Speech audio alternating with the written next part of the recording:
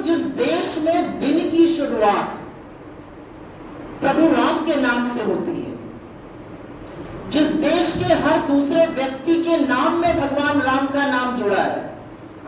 मैं उत्तर प्रदेश से आती हूं, आधे लोग राम भरोसे, राम खिलावन, राम समझ, राम केवल, कोई ना कोई भगवान राम के नाम से जुड़ा हुआ है। उस देश में अगर भगवान राम के मंदिर में लूट होती है तो इसका अंदाजा लगाइए ये कितना बड़ा महापाप है। और मेरे हिसाब से राम मंदिर में जो लूट हुई, जो डकैती हुई, जो चोरी हुई चढ़ावे की, वो सिंपल फाइनेंशियल चोरी नहीं है। वो असल में हिंदुओं की आस्था पर इतिहास में सबसे बड़ा प्रहार, इतिहास में सबसे बड़ा हमला है। कुछ लोग कहते हैं हिंदू खतरे में है। हिंदू खतरे में है भाजपाइयों से और राष्ट्रीय स्वयंसेवक संघ आरएसएस से। हिंदुस्तान के एक मंदिर में उनकी एंट्री होती है, भगवान राम के भव्य मंदिर में, और उसी मंदिर में डकैती हो जाती है, उसी मंदिर में चढ़ावा चोरी होने लगती है, उसी मंदिर में चंदा चोरी होने लगती है। और जब खबर आती है तो उत्तर प्रदेश की सरकार आनंद फानन में एक एसआईटी की घोषणा कर देती है। उस एसआईटी में कौन शामिल है? उत्तर प्रदेश सरकार के बाबू। वही बाबुओं की तफ्तीश करेंगे, वो कुछ लोगों से पूछताछ करेंगे और वो बाबू को रिपोर्ट दे देंगे।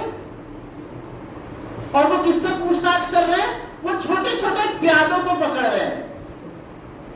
कोई जिसने 25 लाख की चोरी करी है, कोई जिसने 20 लाख की चोरी करी, जिसकी 12,000 तनख्वाह है, 14,000 तनख्वाह है।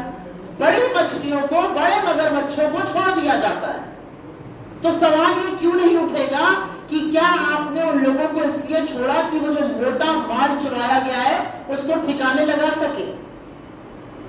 आंख में धूल झोंकने के लिए एसआईटी घोषित होती है और आखिरी में धूल झोंकने के लिए और पहले दिन से कवायद हो रही है चंपत राय बंसल और उनके संगी साथियों को बचाने की। कौन है ये लोग? चंपत राय बंसल प्रभु राम के द्वारा तो अवतरित नहीं हुए थे। चंपत राय बंसल हो गए, अनिल मिश्रा हो गए, गोविंद गिरी हो गए, तमाम ऐसे लोगों को जिस ट्रस्ट में डाला गया, उस ट्रस्ट का गठन नरेंद्र मोदी जी ने किया। चुन चुनकर आरएसएस के लोगों को उस ट्रस्ट में डाला, उस ट्रस्ट को आरटीआई के घेरे से निकाला, सरकारी जवाबदेही से निकाला। और जब उस ट्रस्ट में इस तरह की चोरी होती है तो चंपत राय बंसल का नाम एफआईआर में क्यों नहीं आता है? अनिल मिश्रा का नाम एफआईआर में क्यों नहीं आता है? इनके खिलाफ केस क्यों नहीं रजिस्टर होता है? उनसे 2 घंटे की पूछताछ होती है। आप किसी महकमे के सर्वे सर्वा, अयोध्या में चंपत राय बंसल सर्वे सर्वा थे और यहां पर चैनल मौजूद है। स्टिंग ऑपरेशन हुआ, व्यक्ति ने कहा इस्तीफे से क्या होता है, सारे डिसीजन तो वही ले रहे हैं। मोदी जी की आंखों के तारे चंपत राय बंसल बड़ी लूट कर रहे थे और उनके खिलाफ एफआईआर नहीं है क्योंकि वो संघ से संबंधित है। पहला मंदिर जहां पर आरएसएस की दखल हुई वहां पर लूट शुरू कर दी और उस प्रभु राम के मंदिर में लूट कर रहे हैं जो मर्यादा पुरुषोत्तम कहलाते हैं। और मेरे हिसाब से ये हिंदुओं की ही भावना आहत नहीं हो रही है। प्रभु राम 145 करोड़ हिंदुस्तानियों के आधार है और आराध्य है। वो किसी भी धर्म के हो, सबकी प्रभु राम में आस्था है। सत्य और गलत के बीच की धुरी प्रभु राम है, नैतिक और अनैतिक के बीच की धुरी प्रभु राम है, मर्यादा और अमर्यादा की धुरी प्रभु राम है। ऐसे प्रभु राम के मंदिर में इन लोगों ने लूट मचाई, खसोट मचाई है। चंपत राय बंसल को क्लीन चिट कौन दे रहा है? उनका इस्तीफा मंजूर हो गया। उससे साफ साबित होता है कि चोरी हुई, ये माना गया और उनको क्लीन चिट दी जा रही है। क्यों क्लीन चिट दी जा रही है? क्योंकि आरएसएस के बड़े लोगों को बचाने की कोशिश हो रही है। जो कोषाध्यक्ष उनको बैठकर क्लीन चिट दे रहे हैं, उनसे आपके जैसे एक होनहार पत्रकार ने पूछा अपने काम के बारे में बताइए। उन्होंने बिना पलक झपकाए, जब मैंने उनको कल सुना तो मैं सन्न रह गई। उन्होंने कहा जी ऐसा है, मैं तो कुछ देखता नहीं था, 5 दिन के लिए एक आदमी को अयोध्या भेज देता था, वो जाके मेरा काम देख लेता था, मैं निश्चिंत रहता था। प्रभु राम का मंदिर हम सबके आराध्य, हजारों करोड़ श्रद्धालुओं की आस्था का प्रतीक। लोगों ने अपना मंगल सूत्र तक वहां पर जाकर चढ़ाया, और ये सीरियसनेस है श्रद्धालुओं के लिए, ये अपमान है भगवान का कि जी मैं तो देखता ही नहीं था, किसी और को भेज देता था 5 दिन के लिए। आपको क्या पता वो 5 दिन के लिए जाता था, ये वो भी जूम कॉल पर ऑडिट कर देता था। 40 दिन में 70 चोरियां पकड़ी गई। 40 दिन के अंदर 70 चोरियां हुई, 80 लाख जब्त हुआ। अब ये सोचिए कि 6 साल में कितनी चोरियां हुई होंगी। ये कहते हैं ना, गजनवी ने लूटा, आपने तो गजनवी को भी पीछे छोड़ दिया प्रभु राम के मंदिर में लूट मचाने में। और सबसे बड़ी बात, चंपत राय बंसल का इस्तीफा होता है, एक नए व्यक्ति को उसमें लाया जाता है। वो नए व्यक्ति जो है उस ट्रस्ट में शामिल किए गए हैं। 145 करोड़ लोगों का देश है ये। वो नए व्यक्ति ऐसे दागदार, ऐसे जालसाज निकले कि उनके खिलाफ सीवीसी क्लियरेंस नहीं दे पाया और उनको नालको के सीएमडी पद से हटना पड़ा। 145 करोड़ के इस देश में आपको एक बेदाग व्यक्ति नहीं मिल रहा है प्रभु राम के ट्रस्ट में डालने के लिए। सारे संघियों से उस ट्रस्ट को भर डाला है। मेरा अपना मानना है उस ट्रस्ट की विश्वसनीयता खत्म हो चुकी है। जो कृष्ण मोहन जी भी ट्रस्ट में आज महासचिव बनाए गए हैं, वो आरएसएस के पूर्वी उत्तर प्रदेश के प्रभारी थे। उनकी भी तो नाक के नीचे चोरी हुई। ये सब लोग आंखों पे पट्टी और मुंह पे दही जमा कर तो बैठे नहीं थे, चोरी हो रही थी। आपने क्या किया? अब आप सर्वे सर्वा बन गए। एक चोर गया, दूसरा लुटेरा आया। ये असलियत है ट्रस्ट की। ये किया जा रहा है भगवान राम के श्रद्धालुओं, हमारी आस्था के साथ खिलवाड़। और जहां पर आरएसएस शामिल होता है वहां पर ऐसी लूट और खसोट होती है। और मुझे ये कहने में कोई संशय नहीं है कि आप धर्म के स्वयंभू ठेकेदार बनने की कोशिश मत करिए। आप हिंदुत्व के स्वयंभू ठेकेदार हो सकते हैं। बीजेपी का अध्यक्ष लखनऊ पहुंचते हैं, वो रोड शो कर रहे हैं। रोड शो में आगे हनुमान जी की वेशभूषा में एक आदमी को भाजपा का झंडा लेके नचाया जा रहा है। ये प्रभु राम के परम भक्त भगवान हनुमान की अपमान है, हमारी आस्था के साथ खिलवाड़ है, हमारी धार्मिक भावनाएं इससे आहत होती है और ये हम डंके की चोट पर कहते हैं। और कुतर्क कैसा कि आप लोग इसमें ना बोलिए। क्यों? प्रभु राम आरएसएस की बपौती है, प्रभु राम बीजेपी की बपौती है। प्रभु राम इस देश के समस्त लोगों की आस्था के प्रतीक है और अगर उनके दरबार में, उनके मंदिर में चोरी होगी तो हम जरूर बोलेंगे। और एक बहुत बड़ी बात, जब यह चोरी हो रही है, प्रधानमंत्री कहां है? लूट खसोट मची हुई है। ट्रस्ट जो उन्होंने चुन चुन कर बनाया, जिसका अनाउंसमेंट उन्होंने फरवरी 2020 को सदन में किया, उनके आंखों के तारे, उनके चहेतों से यह ट्रस्ट भरा था, आरएसएस के संघियों से यह ट्रस्ट भरा था। हर वो नौकरशाह जो इसमें डाला गया वो मोदी जी की आंखों का तारा था, उनके दिल का टुकड़ा था, पसंदीदा ब्यूरोक्रेट से भरा ट्रस्ट था। और एक शब्द ही निकलता नरेंद्र मोदी के मुंह से।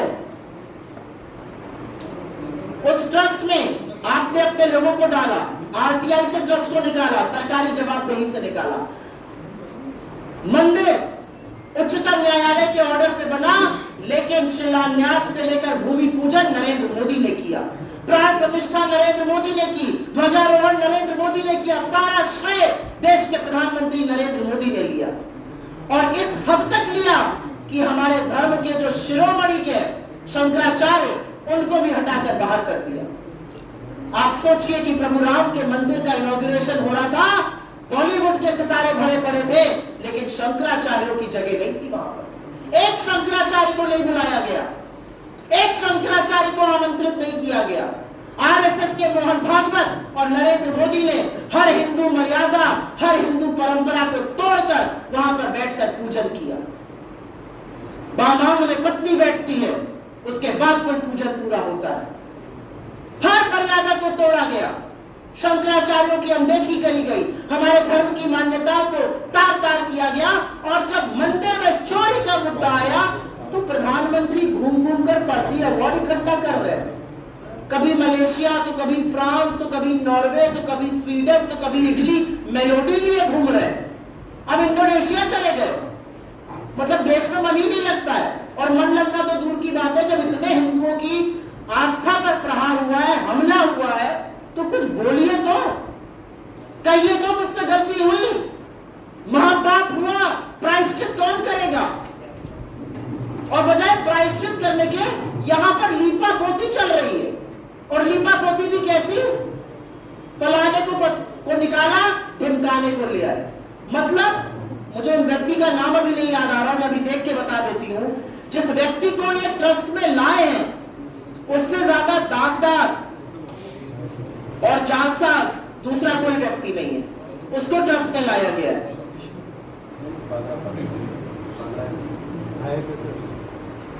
बजरंग लाल बागर को, ये नार्को के सीएमडी होते थे, इनके ऊपर इतने जालसाजी की और घोटाले के आरोप थे कि सीवीसी इनको क्लियरेंस नहीं दे पाया। इनको अपना पद छोड़ना पड़ा और ऐसे दागदार व्यक्ति को प्रभु राम के ट्रस्ट में ले आए चंपत राय के जाने के बाद। मतलब 145 करोड़ के इस देश में आपके पास एक धर्मभीरू, धर्मपरायण, मर्यादित व्यक्ति नहीं है, बेदाग छवि का व्यक्ति नहीं है। तो हमारी इस मंच से और तमाम मंचों से एक ही मांग है कि ये सिर्फ जालसाजी का मामला नहीं है, ये सिर्फ करोड़ों के घोटाले का मामला नहीं है, ये हिंदुओं की आस्था पर प्रहार है, हमला है। इस पूरे मामले की जांच सीबीआई द्वारा एक सिटिंग सुप्रीम कोर्ट जज की निगरानी में होनी चाहिए और तभी दूध का दूध और पानी का पानी होगा। और मेरी दूसरी मांग है कि नरेंद्र मोदी अपनी चुप्पी तोड़े, इस देश को संबोधित करें और बताएं कि आपसे कितना बड़ा महापाप हुआ है। और जो एसआईटी का गठन हुआ था, जो सिर्फ लीपापोती करने के लिए किया गया था, उस एसआईटी पर सिर्फ ये कहना है कि उसकी जो रिपोर्ट आई है उसको सार्वजनिक करिए। ये आपके घर के खेत में का झगड़ा नहीं है, ये आपके घर में लड़ाई झगड़े की बात नहीं है। ये प्रभु राम के मंदिर में घोटाला हुआ है, पूरे देश को जानने का हक है। और आरएसएस का मुख्यालय नागपुर में है और मैं नागपुर में रहकर पूरे दमखम से बोलती हूं, जहां जहां संघी जाते हैं हमारे धर्म पर कलंक बनते हैं, हमारे धर्म पर धब्बा बनते हैं। आज तक इस तरह की चोरी, इस तरह का घोटाला किसी मंदिर में नहीं हुआ जो इन संघियों ने मिलकर प्रभु राम के दरबार में कर डाला। मुझे अफसोस है, दुख है, और एक हिंदू होने के नाते और हिंदू परायण होने के नाते मुझे इस बात का बेहद दुख है कि प्रभु राम के मंदिर को भी लोगों ने बख्शा नहीं। और अंत में एक बात जरूर कहती हूं, जिस चंपत राय बंसल को क्लीन चिट दी जा रही है, उस चंपत राय बंसल से 2 घंटे की पूछताछ से काम नहीं बनेगा। उनसे पूछिए कि सेंट्रल फोर्सेस थे, स्टेट फोर्सेस थे, आपने 400 लोगों की प्राइवेट सिक्योरिटी एजेंसी क्यों रखी? उनका क्या काम था? आपको उनकी क्यों जरूरत थी? वो क्यों उस रूट पे तैनात रहते थे जहां से चंदा जाता था? कौन बताएगा? कौन इन सब सवालों का जवाब देगा? और वो सिक्योरिटी एजेंसी बीजेपी के एक एक्स मेंबर की, आरएसएस से संबंधित व्यक्ति की, जो बिहार से उनकी थी। कौन इस बात का जवाब देगा कि इतने लोगों ने जब आरोप लगाया, चाहे वो महिपाल हो, चाहे वो 2 लोग और हो, जिन लोगों ने बताया था आपको आकर कि मंदिर में चंदा चोरी हो रही है, आपने क्यों उनके खिलाफ एक्शन लिया? आपने उन्हीं को नौकरी से निकाल दिया।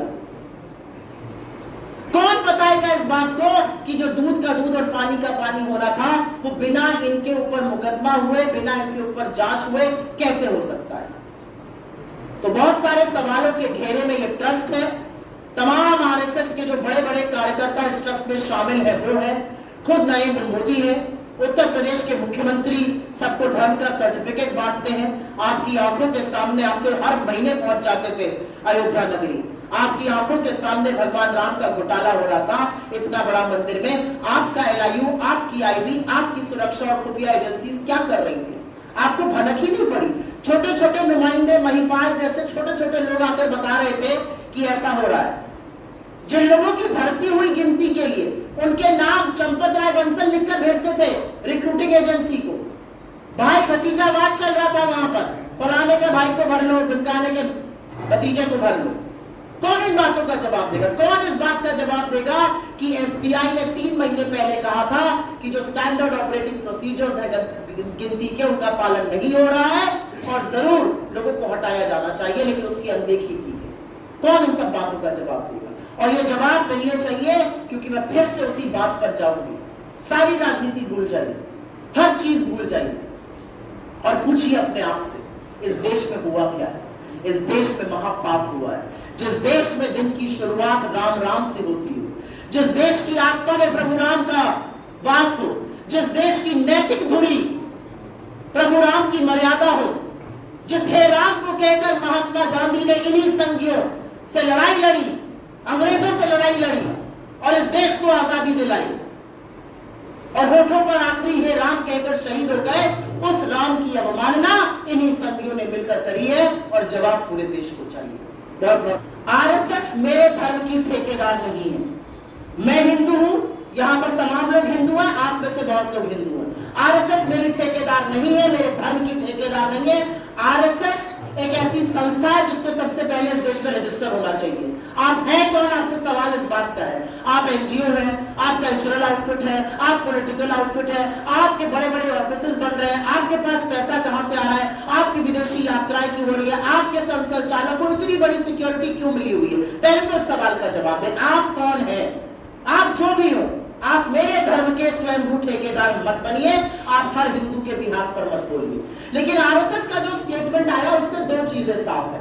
पहली चीज साफ है कि हिल गए, समझ में आ गया है कि चोरी पकड़ी गई है, डकैती पकड़ी गई है, उनका रोल भी उसमें साफ हो गया, ये भी देश को समझ में आ गया है, इन संघियों ने मिलकर चोरी करी है। और दूसरा, हिंदुओं से पेशेंट रहने को कहा जा रहा है। हमारे भगवान राम के मंदिर में आप डाका डालिएगा, आपके लोग डाका डालेंगे, उनको बचाने के लिए उनके इस्तीफे दिलवाए जाएंगे, आनंद फानंद में लीपापोती के लिए एसआईटी गठित करी जाएगी, एफआईआर लॉन्च नहीं होगी और हम पेशेंट रहे, हम पेशेंट नहीं रहेंगे। हम सवाल पूछेंगे और हम बोलेंगे कि इसकी सीबीआई जांच हो, क्योंकि आपकी जांच पर हमें कतई भरोसा नहीं है। हम पूछेंगे कि अगर चंपत राय बंसल को हटाया गया, अनिल मिश्रा को हटाया गया, तो कृष्ण मोहन जी को क्यों लाया गया? सब आरएसएस से संबंधित। ये जो खिचड़ी पक रही है, ये खिचड़ी खत्म करनी पड़ेगी, उस ट्रस्ट को भंग करना चाहिए। 145 करोड़ के देश में आपको तमाम ऐसे लोग मिल जाएंगे जो धर्मपरायण है, धर्मभीरू है, खाटी ईमानदार है, मर्यादित है, सम्मानित है। ऐसे लोगों से ट्रस्ट बनाइए। आरएसएस के चहेतों से, अपने फेवरेट ब्यूरोक्रेट से ट्रस्ट बनाकर आपने देख लिया, आपकी नाक के नीचे चोरी होती रही, या तो आपको भनक नहीं लगी, और अगर भनक लगी और आपने कुछ नहीं किया तो आप और भी बड़े महापापी हैं। ये समझा जाए कि आरएसएस राम एक एक करके ले लेते हैं। राष्ट्रवादी शरद पवार जो पार्टी है, मैं अभी पहले से इस मुद्दे पर करूंगी। ये समझा जाए आपके बयान से कि आरएसएस राम मंदिर में चोरी करवा रही है? बिल्कुल करा रही है, चोरी नहीं करा रही है, डाका डलवा रही है, हमारी आस्था पर प्रहार कर रही है। मैं जानना चाहती हूँ, जो चोरी किया हुआ पैसा था, एक ब्यौरा दिया गया है, सारा पैसा संचालन में चला गया, सारा पैसा प्राण प्रतिष्ठा में लग गया, हजारों लाखों करोड़ रुपए प्राण प्रतिष्ठा और संचालन में लग गए। मैं क्यों ना बोलूं वो पैसा कहाँ गया? क्या वो लखनऊ से दिल्ली और दिल्ली से नागपुर पहुंचा कि नहीं पहुंचा? ये सवाल मैं क्यों ना उठाऊं? वहां पर ऐसे ऐसे लोगों ने दान किया है पैसा, किसी के पति शहीद हो गए, उस महिला ने आकर अपना मंगलसूत्र दान किया, मंगलसूत्र चोरी हो जाएगा, एक आदमी कहता था ना, उसने चोरी करके दिखा दी। ये मेरा मानना है। मुझे कोई संशय नहीं है ये कहने में कि जहां आरएसएस की एंट्री हुई, उस मंदिर में चोरी हुई। दूसरों को आप सर्टिफिकेट बांटते हैं धर्म का, आप धर्मद्रोही हैं, आप धर्म विरोधी हैं, आपकी नाक के नीचे आपके संचालन में चोरी हुई है। मैं क्यों आपको चोर और महापापी ना कहूं? Why is Congress not staging any agitation on this issue? He just announced an agitation in the city of Nagpur on the 9th, and there are various other places where we are agitating. The reality is that the Uttar Pradesh Congress Committee President went to Sri Ram Temple for a darshan, and this government, the BJP government in Uttar Pradesh, stopped him from even attending to a temple darshan. What are you so scared of? आप किस बात से डर रहे हैं? डरता वो है जो गलत करता है, डरता वो है जो छुपाता है, डरता वो है जिसने पाप किया है। और बीजेपी और आरएसएस का डर दिखाता है कि इन्होंने हिंदुओं की आस्था के साथ कितना बड़ा खिलवाड़ किया। Supriya ji, are there any plans to visit Ram Temple in Ayodhya by Rahul Gandhi in near future? As far as the visit of Rahul Gandhi is concerned, it can happen any time. But the visit is not incumbent upon an investigation. The visit has nothing to do with whether there is a huge financial fraud and theft of donation that has happened in the Ram temple or not. मैं तो पलट के पूछ लूं, अमित शाह भी नहीं गए राम मंदिर आज तक, तो उनके ना जाने से ये महापाप हो रहा है क्या? ये सब व्यर्थ की बातें और कुतर्क है जो आरएसएस दे सकती है, विश्व हिंदू परिषद दे सकता है, उनको ये सूट करता है। किसी के जाने या ना जाने से सवाल नहीं है।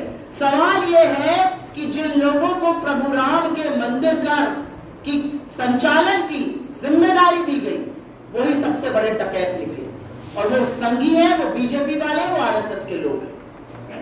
इसका ऑडिट किसने किया था मैडम? ये राम मंदिर के जो चढ़ावा जाता है, उसमें पैसे आते हैं, इसका ऑडिट भी किसी तरह किसी की व्यक्ति की तरफ से होता होगा?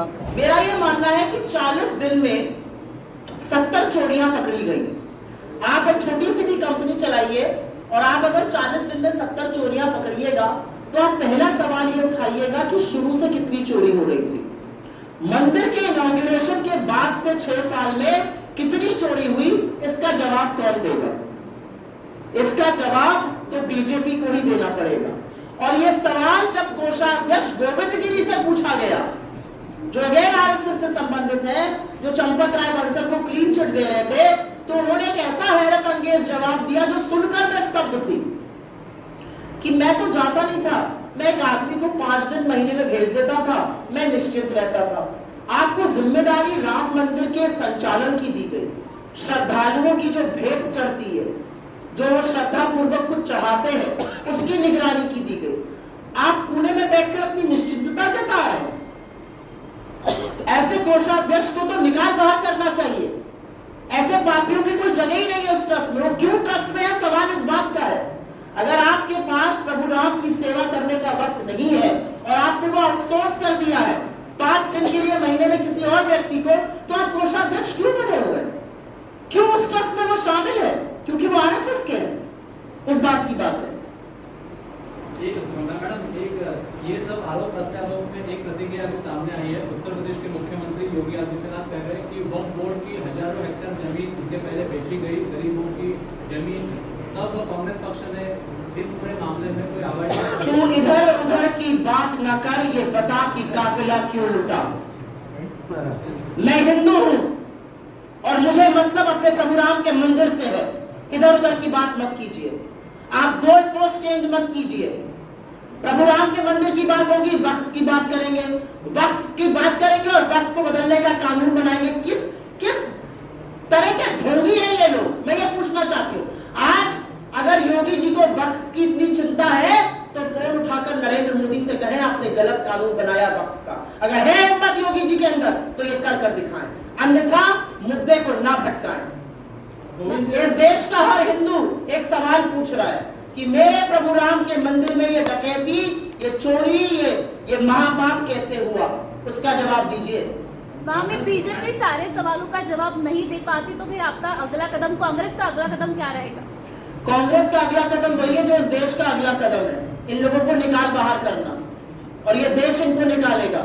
मैं उत्तर प्रदेश से आती हूँ, लखनऊ से जब महाराजगंज जाती हूँ, बाय रोड जाती हूँ, अयोध्या जी बीच में पड़ता है, और आज से नहीं बचपन से हम लोग दर्शन करते हुए जाते हैं। चली जाइए अयोध्या, आपके बहुत सारे साथी अभी गए हुए हैं अयोध्या, देखिए लोग क्या कह रहे हैं। और ये डकैती अभी की नहीं है, ये उसी दिन शुरू हो गई थी जिस दिन चंपत राय बंसल के सिग्नेचर से 2 करोड़ की जमीन 10 मिनट में 18 करोड़ की मंदिर को बेची गई थी। तब से ये भगवान राम को लूट रहे हैं। और तब भी जिसने मुद्दा उठाया था उसको ये धर्मद्रोही कहते थे, विरोधी कहते थे, क्या क्या नहीं कहते थे। धर्मद्रोह आपने किया है, भगवान राम के नाम पर लूट आपने मचाई है, और आज भी आप वही बात कर रहे हैं। गोविंद देव गिरी महाराज जो इस पूरे मामले में आपने नाम लिया, उनका जिक्र किया पहली बार, कोषाध्यक्ष है वो, उनका रोल क्या लग रहा है आपको? आपका इस पूरे मामले में गोविंद देव गिरी महाराज जो महाराष्ट्र के हैं, एक यहाँ पर माइक है, मैं नाम नहीं लूंगी, नहीं तो बाकी लोग प्रेस कॉन्फ्रेंस का वो हिस्सा नहीं दिखाएंगे। एक चैनल था, उनसे सवाल पूछ रहा था, पहले तो वो नानुकुर करते रहे, फिर उन्होंने माइक पकड़ के खींच लिया। क्यों खींचा उन्होंने माइक? किस बात से भाग रहे थे वो? क्या पूछा था आपके जैसे कि रिपोर्टर ने? यही तो पूछा था। आप कोषाध्यक्ष हैं, आपको क्या जानकारी है? कोषाध्यक्ष ने हाथ झाड़ दिया हे राम जी जगत बनाई नहीं। मैं कोषाध्यक्ष हूं, लेकिन मैं पुणे में ही निश्चिंत था। 5 दिन के लिए मैं किसी को भेज देता था। मेरे भाई यहाँ के सांसद हैं, ये दिल्ली बैठ जाए और महीने में 5 दिन के लिए किसी व्यक्ति को भेज दे। भगवान राम के नाम पर आप आउटसोर्सिंग चला रहे थे क्या? गोविंद गिरी इस बात का जवाब दे। गोविंद गिरी जो खुद सवालों के घेरे में है, जिनसे खुद जांच पड़ताल होनी चाहिए, जिनको खुद बाहर का रास्ता दिखाना चाहिए, वो भाई साहब बैठकर प्रेस कॉन्फ्रेंस करके अनाउंसमेंट कर रहे हैं। मतलब भगवान राम से तो डरो। और एक बात मैं बता दूं, ये महापाप है। भगवान राम ने आपको चेताया है, आप चेतना नहीं चाह रहे। भगवान राम ने अयोध्या में आपको हरा दिया और भगवान राम ने आपको सबक सिखाया। आपके ऊपर सत्ता का नशा ऐसा हावी है कि आप सबक सीखना नहीं चाहते हैं। अभी देखिएगा आने वाले दिनों में कैसे प्रभु राम आपको और सबक सिखाएंगे।